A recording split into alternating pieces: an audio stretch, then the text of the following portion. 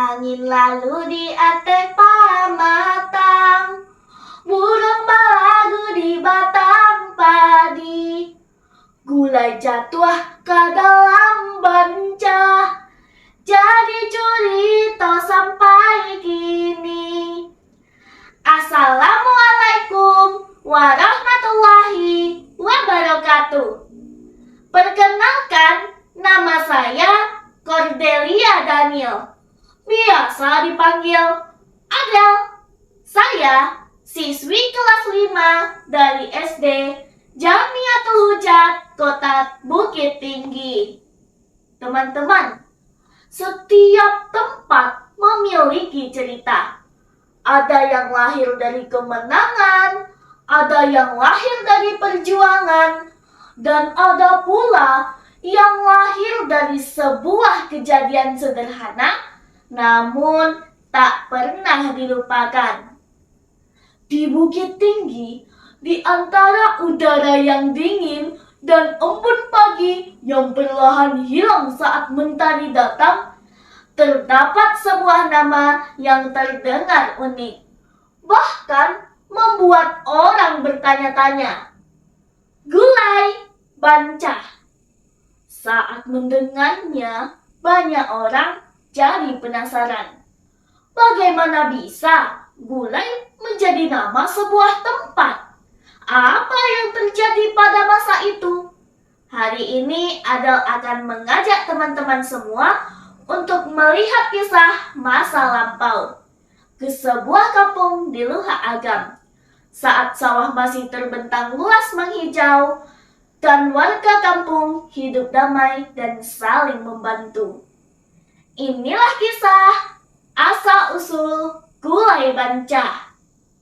Kisah ini Adel ambil dari buku cerita rakyat Bukit Tinggi yang dibukukan oleh Dinas Perpustakaan dan Kearsipan Kota Bukit Tinggi tahun 2021 yang ditulis oleh Sultan Rajo Pamuntjak. Pada zaman dahulu, di sebuah kampung di Luha Agam, tinggallah seorang pemuda bernama Muncak. Setiap pagi, Muncak selalu menggembala kerbau di atas bukit nan tinggi. Dari sana terlihat Gunung Merapi dan Gunung Singgalang yang berdiri megah dari kejauhan. Sawah hijau terbentang luas, angin bertiup pelan, udara terasa dingin dan nyaman, suara burung terdengar dari pepohonan, dan warga hidup damai. Mereka suka saling tolong-menolong. Jika ada pekerjaan yang berat, mereka datang bersama-sama. Tidak ada yang meminta upah, karena bagi mereka kebersamaan lebih penting daripada harta. Suatu pagi, saat matahari menyinari kampung dengan hangat, Muncak sedang membantu pekerjaan rumah. Lalu datang sebuah kabar bahwa hari itu warga akan panen besar di sawah panjang. Semua pemuda diminta untuk ikut membantu. Muncak segera pergi bersama teman-temannya ke sawah panjang. Sepanjang perjalanan, kampung terlihat sangat ramai. Anak-anak bermain di tepi sawah, para petani membawa alat panen, dan ibu-ibu datang membawa bahan makanan. Semua terlihat sibuk, namun wajah mereka penuh senyum. Hari panen memang menjadi hari yang sangat membahagiakan. Hari saat warga berkumpul, bekerja sama, dan bersyukur atas hasil bumi.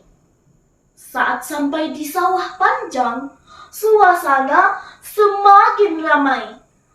Padi yang menguning ditiup oleh angin. Para petani mulai untuk memanen padi tersebut dengan hati-hati. Suara canda dan tawa terdengar di mana-mana. Sementara itu, para ibu sedang memasak makanan untuk seluruh warga. Asap naik dari tungku kayu, dan aroma makanan tercium di mana-mana. Ada nasi hangat, lauk pauk, dan gulai yang dimasak dalam kuali besar. Wanginya membuat semua orang lapar.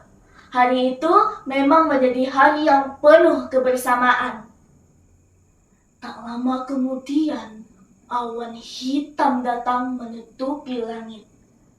Angin bertiup kencang, langit semakin gelap. Tiba-tiba, duar! Petir menyambar sangat keras. Anak-anak menjerit ketakutan. Para ibu panik dan langsung berlari untuk menyelamatkan hidangan. Namun, karena terlalu panik atau takut, mereka tak melihat kubangan kecil dekat sawah. Langkah mereka tergelincir. Gulai yang dimasak tadi terjatuh dan tumpah ke dalam bancah atau kubangan kecil. Kuah bercampur dengan lumpur. Semua orang tak menyangka kejadian itu akan terjadi. Tak lama kemudian, langit kembali terang, angin kembali tenang, hujan kembali reda. Namun, gulai yang dimasak tadi tak bisa diselamatkan. Kejadian itu terus diingat oleh warga sekitar, dan tempat itu dikenal sebagai Gulai Bancah. Nah, teman-teman, cerita ini bukan hanya tentang gulai yang tumpah, namun tentang kebersamaan, tentang semangat saling tolong-menolong, tentang warga yang hidup dengan gotong royong, dan tentang hal kecil pada akhirnya menjadi bagian dari sejarah. Sebab kadang-kadang hal kecil justru menjadi kisah yang paling lama diingat. Mari kita jaga kisah daerah kita, agar anak cucu kita nanti tetap mengenali tanah kelahirannya sendiri.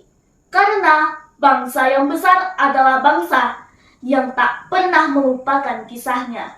Sekian dulu dari Adel, sampai jumpa. Salam literasi. Wassalamualaikum warahmatullahi wabarakatuh.